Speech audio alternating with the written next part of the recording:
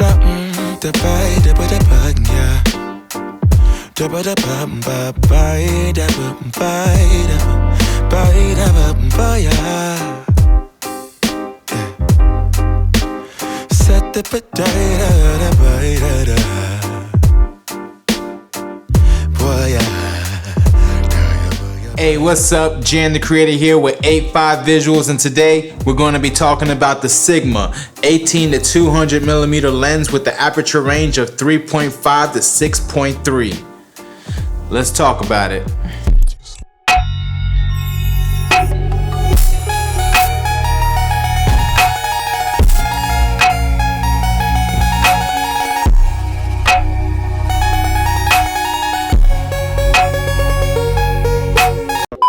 Alright, so let's talk about some things that I do like about this lens. Alright, first thing is the range. 18 to 200 millimeters is amazing. Alright, you can get somebody standing right here in front of you. You can get somebody standing way the out there. And I'm telling you, this works great at concerts. This works great at sporting events. This works great, you know, any type of event where you don't exactly know what's gonna happen and you gotta kind of just like work with what's going on right there in front of you. This lens works magic.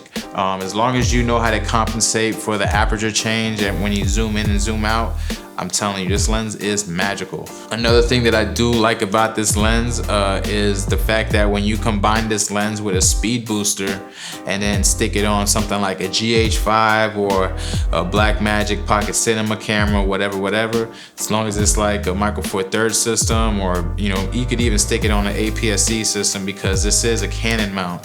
So like, yeah, you can pretty much do whatever you want with this lens, because I believe like almost every camera has a Canon mount adapter or system to it. So yeah, this lens is pretty much usable on any system. But when you stick that speed booster on there, what happens is that 3.5 aperture turns to 2.8, I believe. It's like 2.8 or like 2.6 something, but it's a lot lower. I'm not exactly sure what the what the highest is, but I'll put it like right here once I find out. Sticking the speed booster on here works magic. The shots still come out pretty sharp. Honestly, there's a lot of things I can't complain about, but those two things right there really are what sold me on this lens. One thing I don't like about this lens is I don't like that. It's the focus ring. It's super easy to just go back and forth. There's like no weight to it. And what happens is like when you have this thing out like this or something, and you start going in and out with that, what happens is it moves the lens a little bit and you get a lot more shake introduced into the shot. And it doesn't look good. I'll just be honest with you. It looks horrible sometimes when you're trying to focus in fast situations. So what I did to compensate for that is I stuck a follow focus on it. So when you put a follow focus on it, then that adds a little bit of weight to it. And then as long as you have like a lens support system to kind of hold the lens up so it doesn't move when you're putting the weight of the follow focus on it, then it pretty much is amazing. It's like you're pulling like a Canon 70T, it's like you're pulling on a Canon 70 to 200 f2.8. It just feels awesome. So that's a plus. The fact that you could add the follow focus and get rid of that little bit of shake that's introduced when you're hitting the focus ring on this. And it also just makes it, you know, a lot more weighted, so it's, you know, it's a little more of a drag on the pull, and it feels amazing. And you could use any kind of follow focus. You know, the follow focus I have is not a super expensive one, so you know, if you're wondering, you know, what follow focus to get, don't break your back. You know, start out low because it can get expensive, but that's another video. But you know, any follow focus will really work on this, and it works amazing.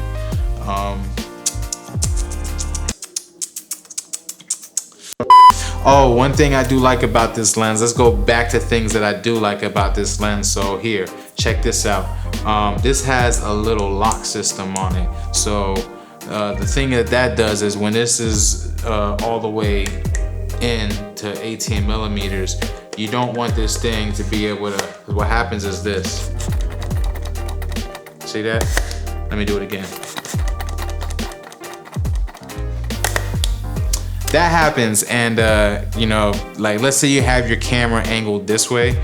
Over time, that will just, you know, let's say you have you know, a couple of filters on this lens or something like that, and it's starting to weigh it down. It'll literally just start sliding out like this, and then you'll be like, what the hell happened to my shot?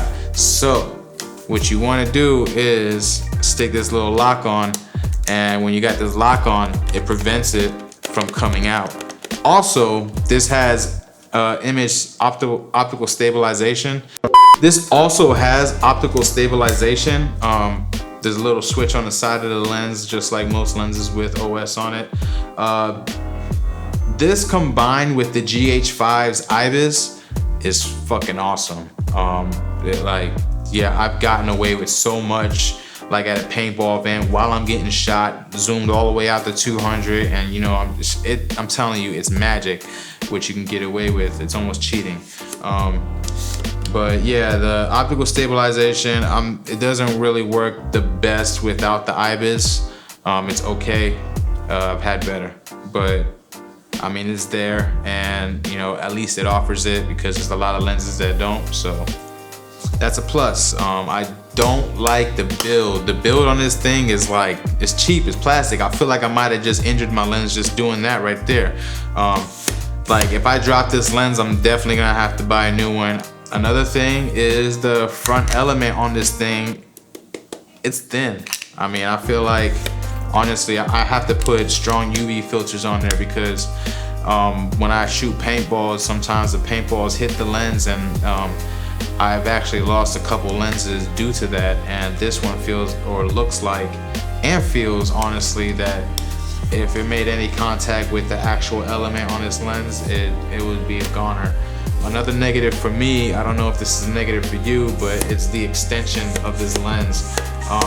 I personally don't like lenses that have an internal extension, because when I'm shooting paintball, particularly in a situation where I might not be covered up the best or something, or there might be an open hole in my cover, sometimes paint will get on this part of the lens. It may even get back here, and I might not even notice. And what happens is I close the lens not knowing it's there, because I need to get a shot or whatnot.